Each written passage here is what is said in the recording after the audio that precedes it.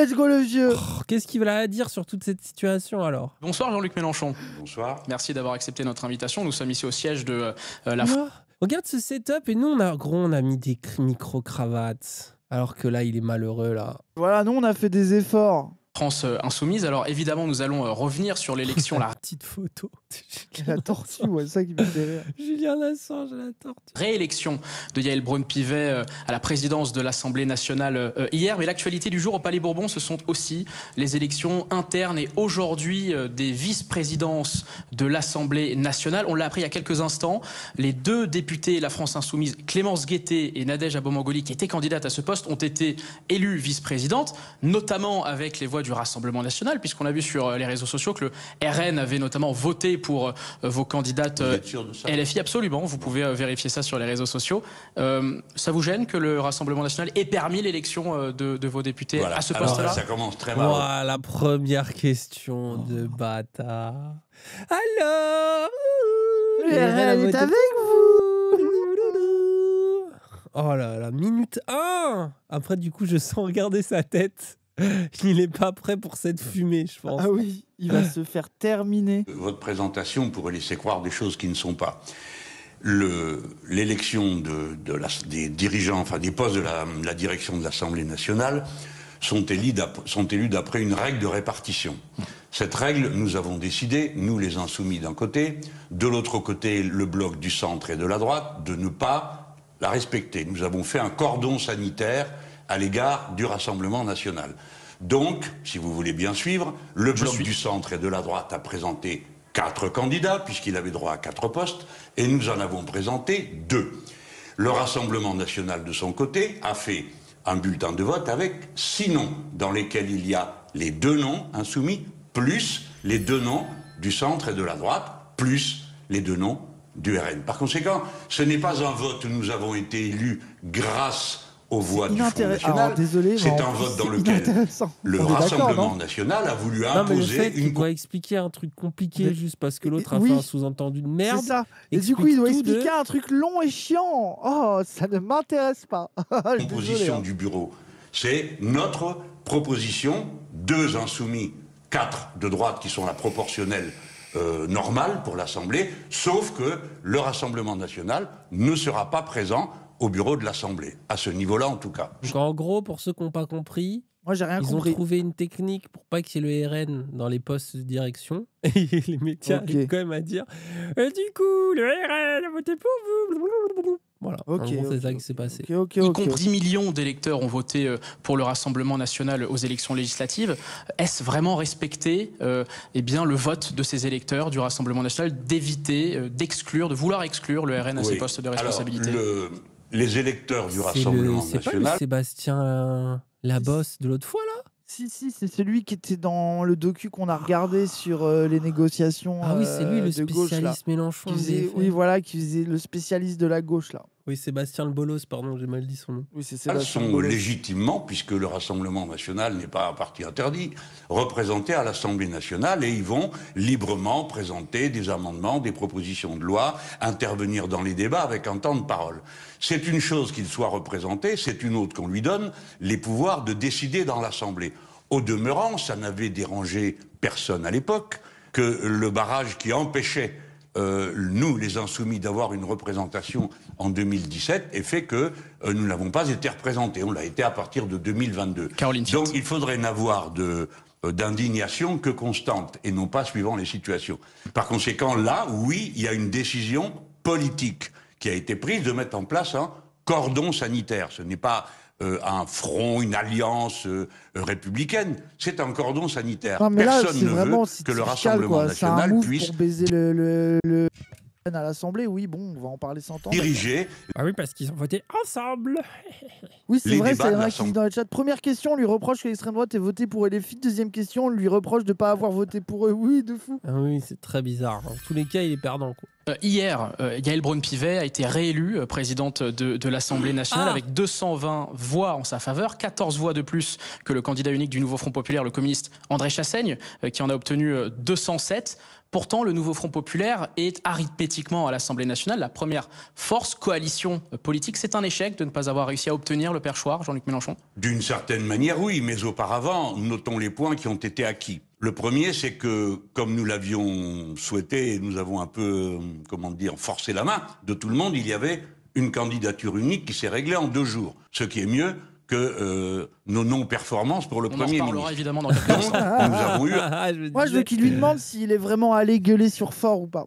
J'espère qu'il va lui poser la question de savoir s'il est vraiment allé lui taper l'embrouille. Il faut savoir, pour connaître les règles de l'Assemblée nationale, qu'au premier tour, nous avions gagné, au deuxième tour, nous avons gagné, mais se retiraient les uns après les autres les candidats de la droite et du centre. Et à la fin, Madame Braun-Pivet a bénéficié des voix de la droite et du centre, plus de voix du RN, et nous avons été battus. Ce n'est pas le seul problème que cela pose. C'est un accord qui a été passé. Non mais, peut-être bien, mais en attendant, des voix du RN, que vous n'avez pas notées cette fois-ci, se sont exprimées en faveur de Madame la présidente sortante, qui est une des plus mauvaises présidentes qu'ait eu l'Assemblée. Mais ça, c'est vrai, ça. Il lui a pas dit, tiens, le RN, on fait élire une macroniste.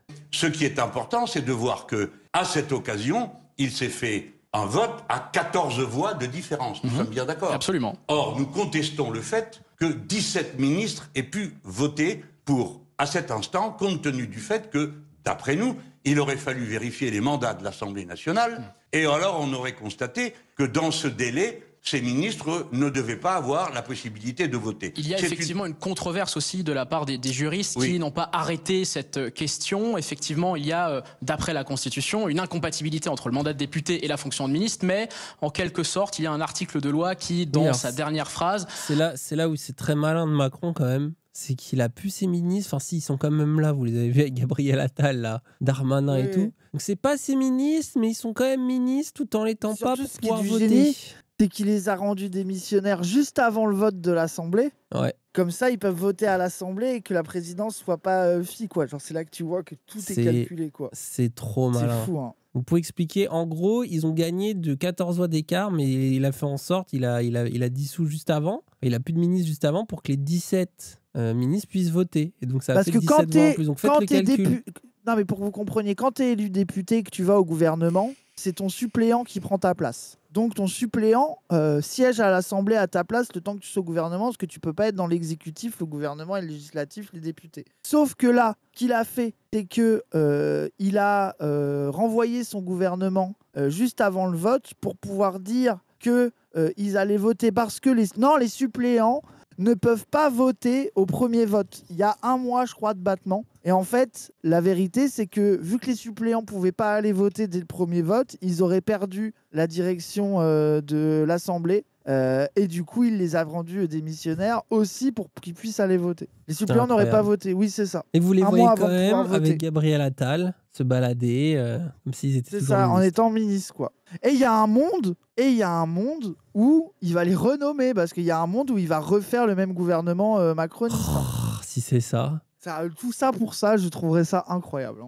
Et Macron. Hein. Ce qui est important aussi, c'est de mentionner le fait que au-dessus de la Constitution, il y a aussi un autre texte. Vous êtes d'accord ? La Déclaration des droits de l'homme et du citoyen, qui dit dans son article 16 que doivent être constamment séparés le pouvoir législatif, le pouvoir exécutif, et le pouvoir exécutif, c'est le gouvernement et les ministres, législatif, c'est les parlementaires, et la justice. Il ne faut pas que les 3 soient dans la main de même personne de la déclaration. Après, les gens, c'est peut-être chiant, mais c'est pour comprendre le move. Après, c'est important. Alors, s'il y avait un flou, il y a une manière de régler le flou, c'est de regarder le texte supérieur, celui de la Déclaration des droits de l'homme, qui dit qu'on ne peut pas être à la fois ministre et député. C'est-à-dire... Après, ils vont essayer d'annuler l'élection comme ça, mais ça passera pas, je pense. C'est trop tard. Non, jamais ça passe. Dans l'exécutif et dans le législatif. Allez-vous mener un recours ? On entendait Sandrine Rousseau dire qu'elle allait regarder s'il y avait possibilité d'engager des recours. Alors nous avons consulté, et c'est encore en train de se faire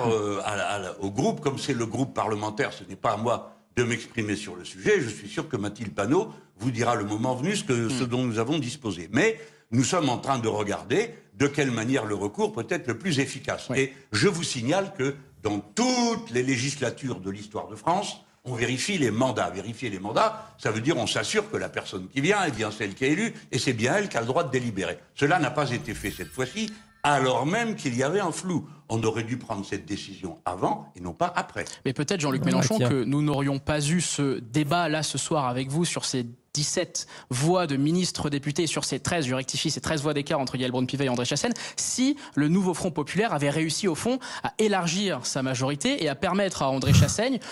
La question.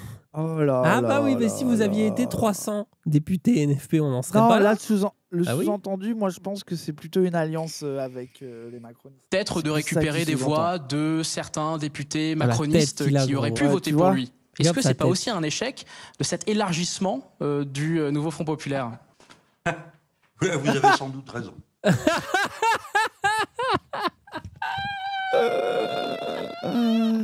Le mec qui fait bon, allez, oui, allez. Mais ça prouve une chose qui fait que votre question suivante va être embarrassante. C'est que vous venez de donner la démonstration qu'il n'est pas possible d'élargir, y compris avec une personnalité sympathique, plutôt acceptée par tout le monde, qui avait donné des gages de bonne volonté à de nombreuses reprises en fustigeant la conduite des Insoumis. Donc, même quand on présente quelqu'un qui apparemment n'a aucun des défauts qui sont d'habitude mis en avant, ça ne sert à rien, les voix ne changent pas et Il a raison. se reconstitue immédiatement une alliance dont le résultat Donc est personne l'a emporté. le contraire. Pardon, si quelqu'un a gagné l'élection, c'est Madame Braun-Pivet, mais le président de la République avait dit qu'il fallait un changement des pratiques et des dirigeants. Eh bien, ni les pratiques ni les dirigeants n'ont changé. Nous pouvons donc Là, il venir l'a bien maintenant baisé. à qui. Parce Oui. qu'en fait, les personnalités comme ça, Chassaigne, c'est vraiment PC, anti-coco, à l'Assemblée depuis 30 ans, et pote avec tous les autres groupes, même Yael Braun-Pivet l'a sucé, etc. Et donc le fait qu'il soit adressé contre lui, ça prouve bien, c'est ce truc que tout le monde Ils veulent- répète à la fille depuis toujours, dit quand ça sera pas nous, ça sera ceux d'après. Genre vous aurez beau taper sur la fille et faire les gentils, vous êtes les prochains qu'ils veulent infréquentables. Pas Quoi. un morceau de gauche, Donc, quoi. Peu importe quoi, oui. ils en veulent pas. Comment en est-on arrivé là?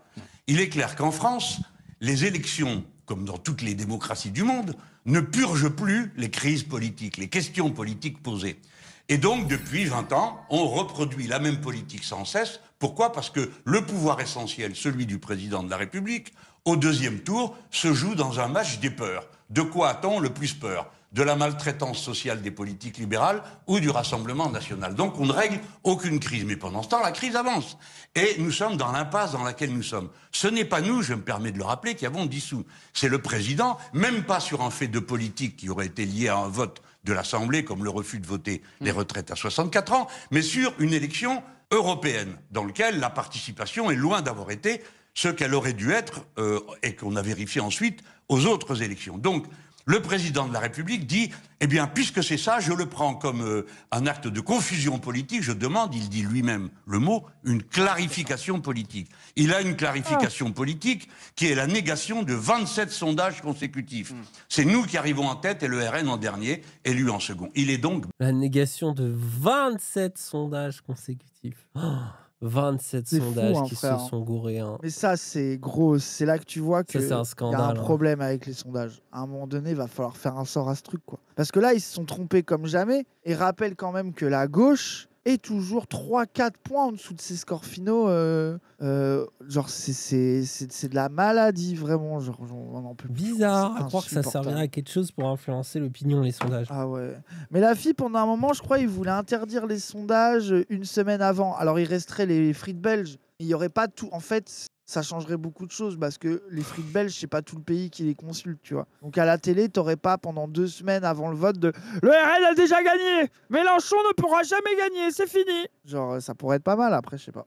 Après, ils Peut-être un utiliseraient mois, le ouais. sondage d'une semaine avant pour dire ça. Hein. Donc, je suis pas sûr. Mais le responsable de ce blocage, le responsable de cette pagaille, c'est le président de la République et personne d'autre. Jean-Luc Pourtant, Mélenchon. c'est le seul qui ne se met pas en cause. Le nouveau Front Populaire espérait remporter la présidence de l'Assemblée nationale. Avec cette défaite au perchoir, Matignon s'éloigne. Est-ce que vous actez ce soir la fin des négociations entre les différents partis de gauche qui forment cette coalition pour essayer de faire émerger une candidature commune à gauche pour Oh, un son premier regard. Ouais, il est en mode ouais. Allez, la fin Je de la sais où tu NUPES, veux m'emmener, là. Fin. La NUPES. La NUPES, ministre du la nouveau Front fin. Populaire. Excusez-moi, j'ai rien compris. Avec le perchoir, Oui. en tout cas le Comme on a pari, perdu au perchoir, le pari que certains dans votre camp à gauche Oui. faisaient, eh bien, c'était de gagner l'élection à la présidence de l'Assemblée nationale pour, Oui. au fond, essayer de Oui, on a contraindre compris. Et alors, Emmanuel donc Macron. Bah, avec cette défaite, est-ce que Matignon s'est fichu? Est-ce que vous arrêtez les négociations entre les partis de gauche pour trouver d'accord. un nom commun on arrête d'essayer de trouver un nom commun. Voilà, c'est ça. Non, parce que ça la bloque. phrase est très longue. Donc Ça ne vous a pas échappé? Il aime trop être Non, ça horrible avec discute. les jeunes journalistes. Mais c'est c'est vraiment quand même son incroyable. plaisir. Ça discute. Point. Toutes les discussions prennent un peu de temps. Là, ça va. Le deuxième tour de l'élection, c'était le 9. On est le 18, on est 9 jours après, ça fait moins qu'avec les autres. Hein, les autres nominations. Donc, acceptez qu'on discute. Acceptez que ce soit compliqué. Personnellement, j'en suis très déçu. Je ne peux pas vous le cacher. J'en suis très déçu, mais je l'accepte maintenant. Venant à ce que vous venez de dire, qui est le point de départ. Le point de départ, c'est que nous avons été mis en échec pour la présidence de l'Assemblée nationale, pas pour une politique gouvernementale. Donc, c'est le président de la République qui a décidé qu'il ferait de cette élection le test d'une nouvelle coalition majoritaire. Pas nous. Nous, c'est le contraire. On dit qu'on doit se présenter de manière unie à toutes les élections, et donc nous aurons une candidature de Premier ministre. Qui évidemment. pour Matignon? Parce que Huguette Bello, qui est la présidente du conseil régional de la Réunion, avait les faveurs des insoumis, des communistes, de certains écologistes, refusée par les socialistes. Les socialistes et les écologistes et les communistes ont ensuite proposé Laurence Tubiana, refus des insoumis. On apprend à l'instant que le Parti socialiste, dans un communiqué de presse, demande à ce qu'il y ait un vote des députés du Nouveau Front populaire pour départager ces deux personnalités. Est-ce que vous acceptez l'idée d'un vote pour avoir une candidature unique? D'abord, vous avez bien noté ma réponse. Nous ne nous résignons pas à ne pas avoir de candidat. Il y a une discussion. Vote ou pas vote? Dans le premier cas, comme vous l'avez dit, ce sont les socialistes qui ont refusé Huguette Bello. Mais peut-être, par respect pour nos auditeurs, pourrait-on rappeler dans quelles conditions un tel refus a été fait? Sans doute vous vous rappelez des motivations qui ont conduit au refus d'Huguette Bello. Vous pouvez les rappeler. Oh, je sens qu'il va attaquer le PS là. Oh Les socialistes considéraient qu'Huguette Bello avait un profil trop radical pour être Premier ministre du Nouveau Front populaire, et certains socialistes estimaient qu'elle ne pouvait pas occuper... Comment il est en train de le piéger là, regardez-le. Regardez-le. Il est en mode... vieux. ce poste-là, parce que notamment elle avait été absente lors d'un vote pour le mariage pour tous en 2013. C'était en tout cas ce que nous disaient certains socialistes. Mais la question que je vous pose, Jean-Luc Mélenchon, faut-il un vote ou pas? Olivier Faure, le premier secrétaire du Parti socialiste, dit qu'il faudrait régler cette question avec une question démocratique, par le vote. Allez-vous aller au vote? Sa tête, mais j'en peux plus. Les têtes de Mélenchon sont plus marrantes que l'interview. Vous, la France insoumise. Pardon, mais je voudrais moi aussi répondre à la question à laquelle vous n'avez pas répondu. Vous avez donné des arguments, aucun de ces arguments ne nous a été présenté. Vous m'entendez? Aucun de ces arguments dans la négociation n'a été présenté par le Parti socialiste. Le Parti socialiste a dit, nous avons un candidat, après avoir interdit à tout le monde d'annoncer une candidature, nous a dit, notre candidat, c'est Olivier Faure. Depuis le début, le Parti socialiste fait de l'obstruction. Et maintenant, nous voici rendus à une candidature qu'ils ont proposée. Vous me dites qu'elle est soutenue par les communistes et par les écologistes. Eh bien, je la prends de vous, parce que ce n'est pas non plus ce qu'on nous a dit. Mais puisque vous... Ah tiens. Mais en fait, tu sens qu'il y a deux discussions. Il y a des moves médiatiques de la part des différents partis pour dire on est soutenu par machin, on est soutenu par ceci. Et il y a la réalité des discussions où au final tout le monde essaye d'être gentil. Moi j'ai l'impression, après je sors ça de mon cul, j'ai l'impression que la vraie guerre c'est PS-FI et que globalement les communistes et les Verts feront bien avec ceux qui gagnent. Et je pense que notamment les Verts sont partagés pour savoir qui va être leur papa. Tu vois, c'est en mode putain je veux m'aliéner aucun des deux. Parce que celui qui va gagner le rapport de force, faut pas que je me l'aliène. Du coup, ils veulent pas s'aliéner le PS en soutenant trop Huguette Bello, mais ils veulent pas s'aliéner la fille en la jetant trop sous le bus. Et du coup, ils se retrouvent à dire oui à un peu tout le monde, mais à dire non à un peu tout le monde, etc. Quoi. Genre, c'est vraiment... Le cul entre deux chaises, quoi. Ouais, c'est ça. Vous savez mieux à BFM que nous-mêmes qui sommes dans la négociation, je l'admets volontiers. Et vous me dites maintenant qu'on nous annonce qu'il y a une date limite. Le 23 juillet, mardi prochain. Et que se passerait-il le 23 juillet? Alors à l'issue, visiblement, le communiqué n'est pas très clair, mais en tout cas, c'est la date limite que fixe le Parti socialiste. Il faut au maximum pouvoir réunir les députés. Eh bien, nous en sommes d'accord. Le 23, nous devons être tombés d'accord. D'accord, donc le 23, il y aura un nom. Évidemment, puisque le Parti socialiste qui décide de quand les choses s'arrêtent... Le 23, ok. On est à quoi, 4 jours d'avoir... Le gros, ils disent ça. La dernière fois, c'était le 12. Et après, c'est le 17. Et après le 18. Oh. Quand elle commence, qui on a le droit de proposer ou pas, à fixer la date du 23. Je voudrais tout de même signaler comment, depuis le début, ce sont des méthodes tout à fait brutales qui nous sont appliquées. De la part C'est de l'ironie. Ah, de qui? Parce que, du Parti Socialiste. Et je vais en donner l'exemple de Madame Tubiana, qui est en effet présentée par le Parti Socialiste. Je n'ai rien contre Madame Tubiana, je ne la connais pas, je ne l'ai jamais rencontrée, je n'ai jamais eu affaire à elle. Qui a notamment négocié les accords de Paris en 2015 pour la présenter. C'est pas tout. Elle a aussi président de la commission de la Convention sur le climat. Vous vous en rappelez? Absolument. Eh bien, Madame Tubiana est la personne la mieux placée pour comprendre notre opposition à sa candidature. Pourquoi? Parce qu'elle a annoncé d'avance qu'il fallait trouver un programme à négocier avec les autres partis de l'Assemblée nationale. Dans une tribune qu'elle avait signée notamment dans Le Monde, appelant à élargir cette majorité pour pouvoir gouverner davantage. Et elle avait dit dans le même texte qu'on trouverait le moyen de s'accorder et personne ne nous reprocherait si on diminuait le niveau de nos exigences. Pourquoi je dis qu'elle est la mieux placée? Regarde, Mélenchon, le PS fait de l'obstruction. On est d'accord qu'il a jamais dit ça, mais c'est de la folie. Hein. Tubiana a négocié brillamment l'accord climatique de la COP21, n'est-ce pas? Et elle est la première à savoir que, ensuite, ça n'a pas été respecté. Il était convenu, avait dit le président de la République, que ce qui se déciderait là s'appliquerait immédiatement sans filtre. Rien ne s'est appliqué et elle-même a exprimé son désaccord avec cette méthode. Donc elle comprend le fait que les insoumis lui disent « Mais si vous pensez que vous allez renégocier notre programme avec d'autres, comme nous savons que les autres ne l'accepteront jamais, vu que nous avons vu comment ça s'est passé pour l'élection d'André Chassaigne, dites-moi, vous qui êtes à BFM, qui parmi... » Mélenchon, Matignon, Tubiana la mieux placée. Mais c'est quoi ce mensonge? C'est fou. C'est fou, c'est fou. Wow. C'est fou. Le niveau. Non mais là c'est de la folie de là. Propagande. Non mais là c'est incroyable. Je reviens, je me cherchais un truc à boire. J'ai jamais vu ça. Hein. En tout cas moi ça continue à me dire de quand est-ce qu'on n'est plus les alliés du PS quoi. Genre quand est-ce qu'on redevient dans une bonne vieille guerre tous contre le PS quoi. Qu'on les remette à 2% des votes là. Oh. C'est grave. Hein. Ouais oui. Il avait dit la mieux placée pour comprendre notre refus. Oui merci on a compris. Moi, j'écoute attentivement ce qu'il dit. Hein. C'est comme quand il a dit le PS fait obstruction, j'avais entendu, hein, je vous signale. Hein. C'est bon. Hein. Ban def de l'Union pour le PS. Ah ouais, moi, faut stop, quoi. Faut stop, quoi. Genre, c'est insupportable. Hein. Moi, ça y est, j'en peux plus, hein, je vous jure, les gens. Hein. C'est insupportable. Hein. J'attends le bandeau Matignon, Mélenchon, JLM, RPB. Ouais, bah oui. Ça m'a fatigué, là. Ah, les FDP je drop de Tubiana. Ah, moi, je drop. Ah ouais. Non, mais c'est trop drôle, hein, par contre. Hein, vraiment, qu'est-ce que c'est marrant. On est à un niveau de... Ils veulent tellement Tubiana. Ouais, gros, c'est de la folie. Hein. Je ne comprends pas comment c'est possible. Ils sont trop forts en parlant de BFM TV. Ah, vous avez raison. Attendez, je vais l'ajouter. Oui, bah toi, attention, hein, parce qu'on peut te faire dire plein de trucs. Hein. Oh, il va faire un bandeau, ça va être long et chiant. Hein, ouais,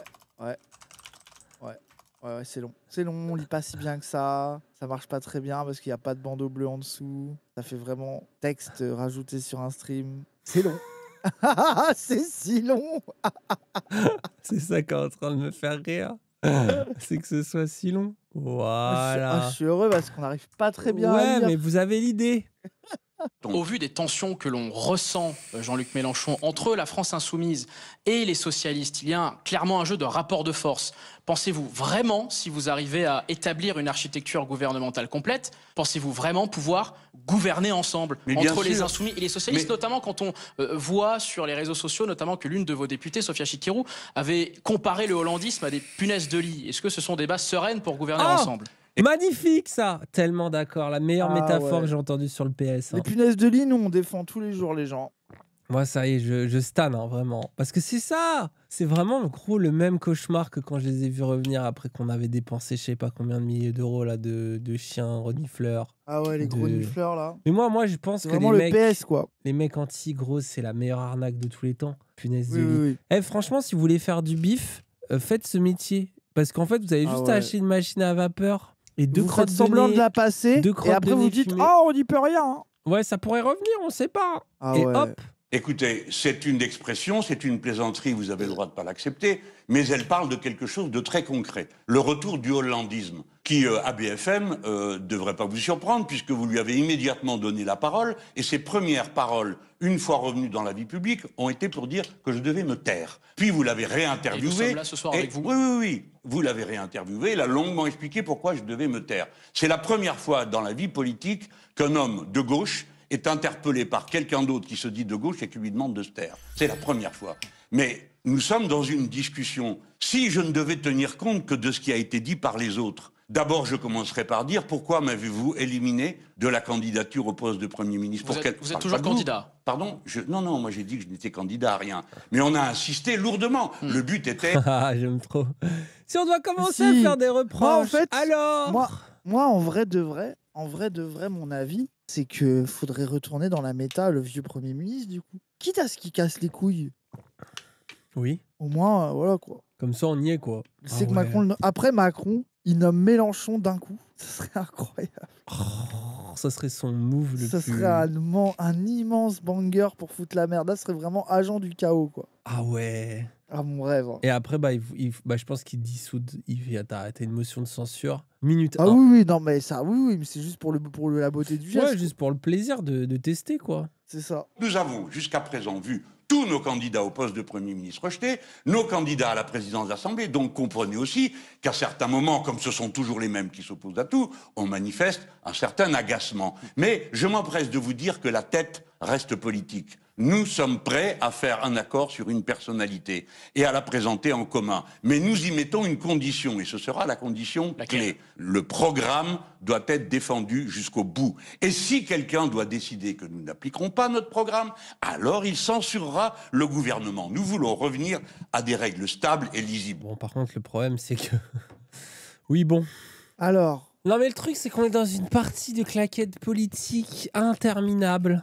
Où c'est vraiment... Ah, si on y est, je comprends, ils ont raison de dire ça, parce que sinon ils trahiraient leurs électeurs, tu vois. Mais le problème, c'est que bon, personne n'appliquerait le programme, frère. Motion de censure directe, quoi. Donc bon... Alors, le truc de vote de censure direct, c'est pas si clair que ça. Les gens, ils se branlent beaucoup là-dessus, mais en fait, c'est pas aussi simple. Genre, c'est pas en mode, t'arrives, tu fais un truc, et là, toute l'Assemblée vote une censure, et c'est la fin du gouvernement. Et surtout, l'hypothèse d'une censure commune RN Macron est pas si simple que ça. Hein. Genre, et il y a plein de choses à faire. Enfin, genre, c'est après, un peu, je sais pas, Marine, et la elle a motion dit de si c'est censure, elle LFI, dépend. Non, mais la motion de censure directe. Après, c'est un coup de pression. Faut qu'il y ait un 49.3 demi, etc. Genre, enfin, c'est pas aussi simple que ça. On se fait beaucoup gaslight par ça. Après, ça pourrait arriver. Hein.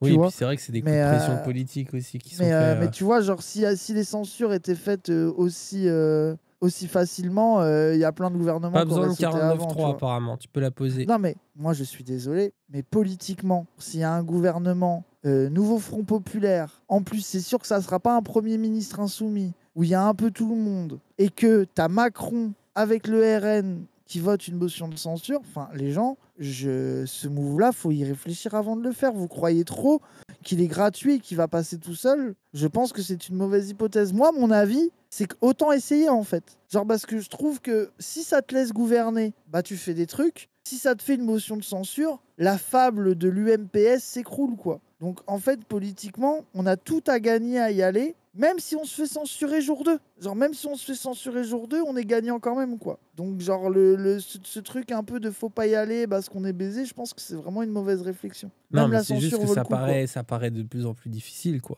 Ah, moi, je pense que la vraie difficulté, c'est pas la censure ou le fait de gouverner, c'est Macron qui va pas le faire.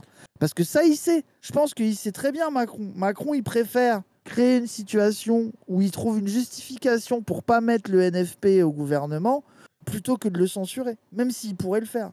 Politiquement, il a plus d'intérêt à faire ça. De quoi souffre la vie politique française? D'une politique de politiciens qui disent une chose dans les élections et qu'en font une autre dès qu'ils arrivent au pouvoir.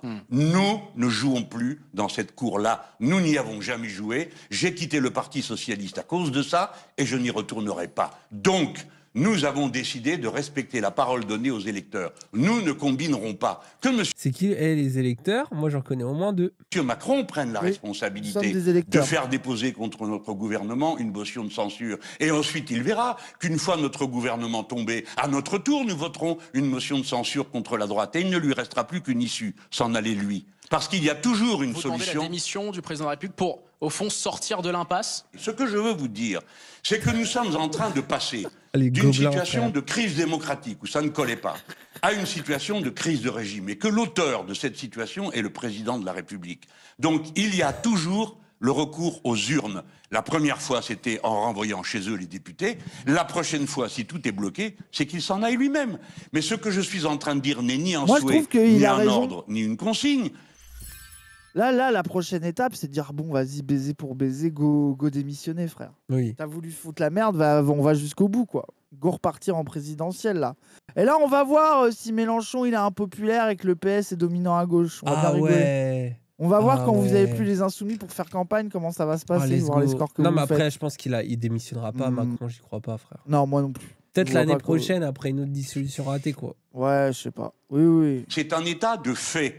Si le président de la République joue la crise politique avec un gouvernement du nouveau Front populaire, à la fin, il ne restera plus qu'une issue, puisqu'il ne peut plus redissoudre l'Assemblée, c'est son propre départ. Entendez-moi bien, on n'est plus dans un jeu de mots, d'astuces. Je suis en train de décrire ce qu'est une crise de régime. Et le président de la République conduit le pays à une crise de régime après toutes les autres extravagances qui ont... Alors là, pour moi, c'est le moment où il aurait dû parler de la constituante.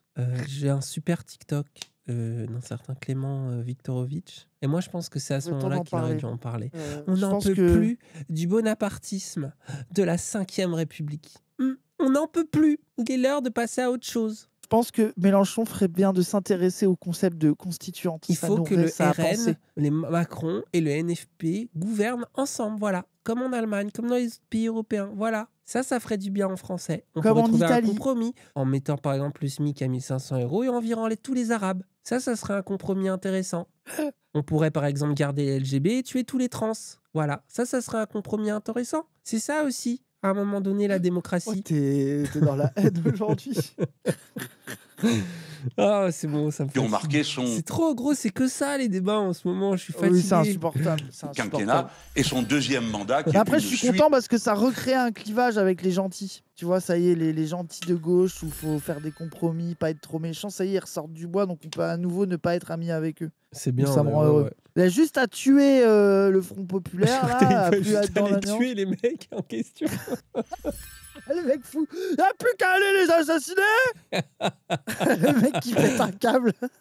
Non, il n'y a plus qu'à tuer cette alliance de cons, là, et après on est heureux, là. Ah ouais, mais moi, qu'on sorte de cette méta, frère. hein. Peut-être qu'à un moment donné, en quelque sorte, pour que la France respire, il faut que lui comprenne que ou il change de pratique, c'est-à-dire où il se soumet, ou bien il se démet. Cela s'est déjà produit dans l'histoire de France, au moins 3 fois. Chaque fois qu'un président a engagé sa responsabilité, en 1924, à la sortie de la Troisième République, ou le président de Gaulle avait engagé sa responsabilité sur le succès d'un référendum. Il a perdu, il est parti le lendemain matin. Donc ce n'est pas nouveau en France, et c'est la démocratie. Il faut respecter les règles de la démocratie. Sinon, si on improvise continuellement, on ment à tout le monde, on trompe tout le monde. Alors ne comptez pas, je le dis, non pas à vous qui n'y êtes pour rien dans cette histoire, mais à nos partenaires, nous ne participerons pas à un gouvernement qui ne prend pas l'engagement d'appliquer le programme. Mais Bon, Quelle que soit la toujours la forme même par ligne, mais c'est laquelle normal. on hein. ne nous tordra pas les bras, nous resterons fidèles Moi, à la là- parole donnée. C'est bien ce qu'il dit là aussi, de le dire, nous ne participerons pas à un gouvernement pas clair.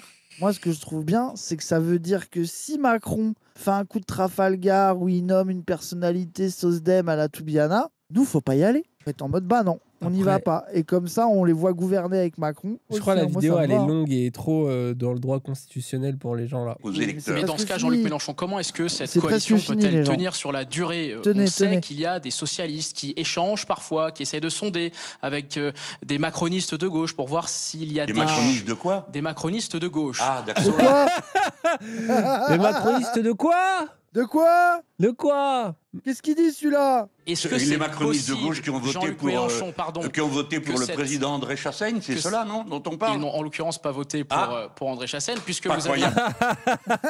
Ah, ils sont où les macronistes de gauche, tiens? Ah, il n'y a pas de macronistes de gauche. à élargir cette majorité. Mais est-il vraiment possible d'appliquer tout le programme, rien que le programme, comme vous l'avez dit au soir du 7 juillet, Jean-Luc Mélenchon, avec 192 députés? N'est-ce pas un vœu pieux? Bon, non, ce n'est pas un vœu pieux si on respecte les règles de la démocratie. Je recommence pour que l'on me comprenne bien. Un groupe, un bloc est en avance, le nôtre, Nouveau Front Populaire. Dans toutes les démocraties du monde, le président de la République n'a pas choisi le Premier ministre. La Constitution française ne dit pas qu'il choisit, il nomme. Par conséquent, il doit nommer un Premier ministre issu du Nouveau Front Populaire. Il n'y a toujours pas de nom. Nous sommes en...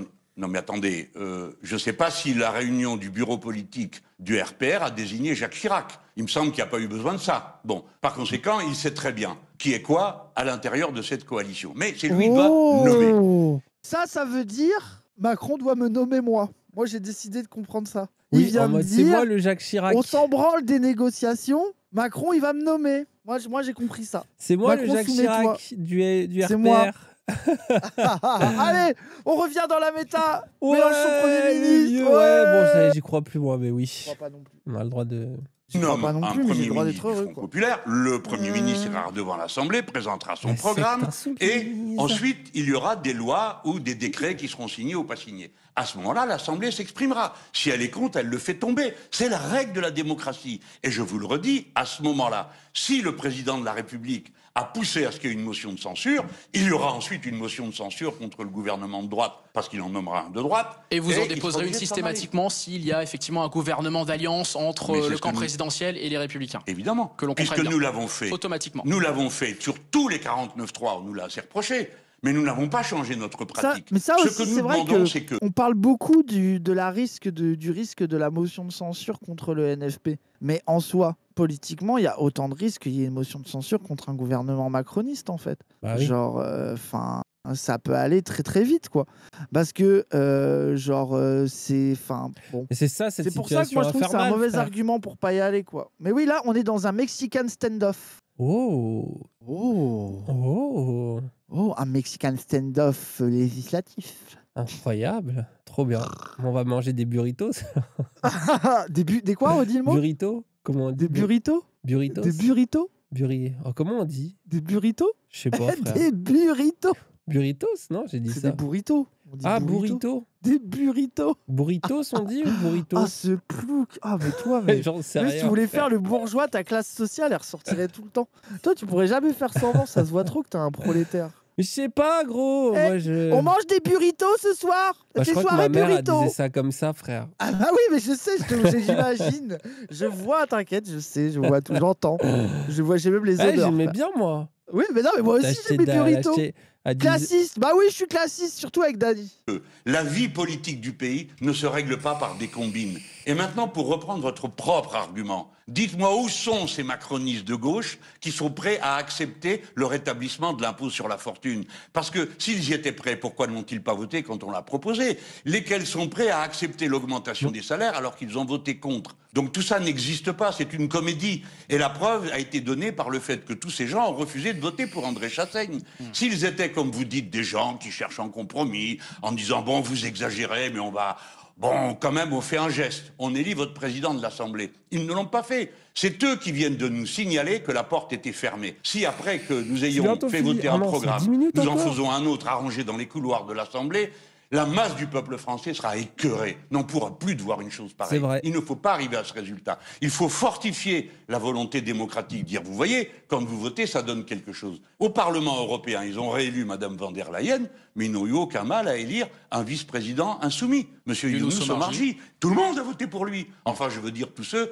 Sauf les fascistes, bien sûr, qui n'ont pas voté pour lui, il y a un cordon sanitaire. Donc il faut arrêter la comédie de la diabolisation des insoumis. Tout ça n'est pas sérieux. Il y a un programme, il a été signé par 3 partis. Ces 3 partis se présentent avec ce programme. Si l'Assemblée n'en veut pas, eh bien, elle le dira. Et si tout est bloqué, le président de la République devra s'en aller pour que le suffrage universel fonctionne. Sinon, imaginez-vous la situation. On dirait, écoutez, on a fait une combine et elle n'a pas marché. Alors, qu'est-ce qu'on fait? Eh bien, personne n'en sait rien et nous serons discrédités. Alors, en tout cas, voici ma conclusion. Quoi qu'il arrive, il n'y aura pas d'insoumis, de ce que je peux savoir, de ce que j'ai vu de la réunion du groupe, de ce que j'ai vu de notre bureau politique, qui s'appelle... Ça y est, gros, je craque. Vous êtes comme nous, vous en pouvez plus de ce sujet.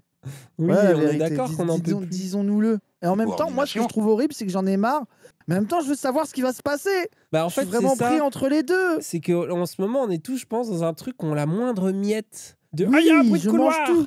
Il paraît qu'ils ont dit machin. Donc le mec, il a découpé un bout de papier. Ah, bah, attention, là, T'as ça Paul change Hellec tout. qui fait un fil de 15 tweets. Ah oui, il paraît que... Oui, de fou. Nous, on fait un live de 4 heures sur la... Il n'y a pas d'infos. Il y a Il y a rien de On est là, nouveau. brodé sur n'importe quoi. On n'en peut plus. Terrible, Juste hein. nommer quelqu'un, qu'on sache à quelle sauce on se fait manger. C'est bon. Et je rappelle que ce ne sont pas les élus qui choisissent le Premier ministre. C'est un accord entre des partis politiques. Et si on change la règle du jeu et qu'on décide que dorénavant, c'est un troisième tour, type Troisième République, avec des élus, des notables qui votent pour désigner le Premier ministre, alors on sort plus du truc. Il va falloir faire ça pour pratiquement tous les ministres. Et puis ça veut dire quoi? Que dorénavant, le bureau politique du nouveau Front Populaire, c'est l'intergroupe à l'Assemblée nationale fort de 190 membres. Mais ça serait une folie pure et simple. On ne peut pas gouverner dans de telles conditions. Jean-Luc Mélenchon, il y a quelques instants, vous évoquiez... Je des peux chiffres. plus, frère. La vidéo, je Oui, crois vas-y. que notre chat a voté. Vous irez voir la fin, mais en tout cas, le vieux Il n'y a rien solide, qu'on hein, a mais raté pour ceux qui En l'ont fait, vu. le vieux il brode, quoi, comme tout le monde, là, il est dans cette sauce où on sait rien de ce qui va se passer et c'est horrible, quoi. On est d'accord qu'on arrête cette vidéo. Coalition. Car les colos n'ont pas... Pour voir sur quoi on pourrait s'entendre. Ça vient de se passer à l'Assemblée nationale. C'est énorme parce que va-t-il se passer? Les gens vont se dire, voter ne sert à rien. Voilà, il a redit la même chose qu'il était en Oui, train de dire à 10 Il minutes. est dans cette sauce.